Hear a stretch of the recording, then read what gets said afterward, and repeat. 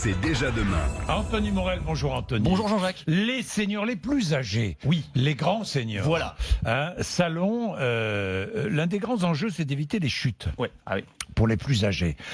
Vous êtes venu avec une canne intelligente. absolument. Smart Cane. Alors c'est deux Smart entreprises Cane. françaises qui se sont mises Mais pourquoi ensemble. appeler ça Smart Cane? Oui, alors c'est une bonne question. Vous avez raison. Mais c'est une belle maison familiale qui s'appelle Ouais. la Maison Fayet. Ils font des cannes depuis le Fayet, début des oui. années 1900 et ils se sont Oui. alliés avec une jeune start-up qui a ajouté en fait dans une de leurs cannes. Alors c'est une canne tout à fait traditionnelle en aluminium, plutôt jolie, mais ils ont ajouté en fait sous le pommeau de la canne un petit boîtier électronique qui est bourré de capteurs et donc la canne va analyser toutes les situations, c'est-à-dire va comprendre que quelque chose d'anormal est en train de se passer. Par exemple, une chute.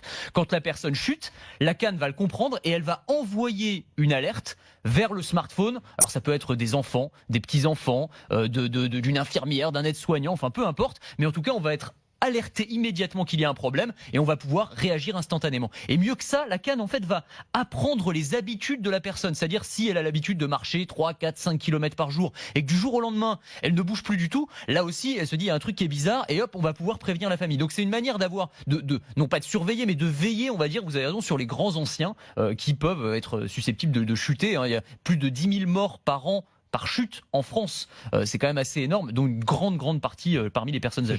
C'est pas mal. Hein, cette bien la canne. Smart Cane, Bien. la canne intelligente. Il y a les vêtements intelligents, on en Oui. a beaucoup parlé, mais il y a aussi des chaussures connectées anti-chute. Alors ça j'aime beaucoup, c'est aussi une petite start-up française, ils ont appelé ça Yvonne, donc, mais alors avec un E-V-O-N-E, et en fait c'est un peu le même principe, c'est-à-dire que dans la semelle des chaussures, qui ressemblent à des chaussures vraiment normales, elles sont même sont belles, plutôt jolies, hein, c'est des baskets vraiment traditionnelles, mais dans les semelles vous avez des technologies qui vont analyser là encore s'il y a une chute, si la personne est en train de glisser, s'il y a des mouvements un petit peu particuliers, et là encore les chaussures vont envoyer un message vers les enfants, les petits-enfants. Ce qui est bien en fait, c'est aujourd'hui vous avez plein d'objets qui existent, mais ce sont des médaillons qui sont parfois un petit peu stigmatisants. On n'a pas forcément envie, on a beau être une personne âgée, on n'a pas envie d'avoir un truc électronique un peu moche qui dit à tout le monde qu'on est en situation de dépendance. Là, c'est un objet vraiment de la vie courante qui ressemble à un objet tout à fait normal, mais dans lequel vous avez de la technologie.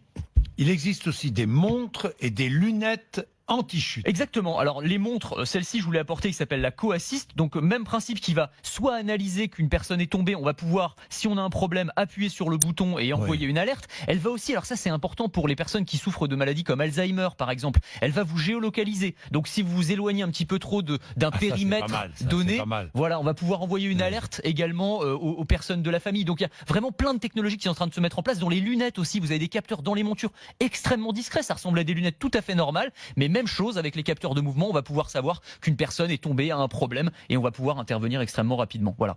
Merci. Prendre soin des plus âgés. Merci, c'est indispensable. On est bien d'accord.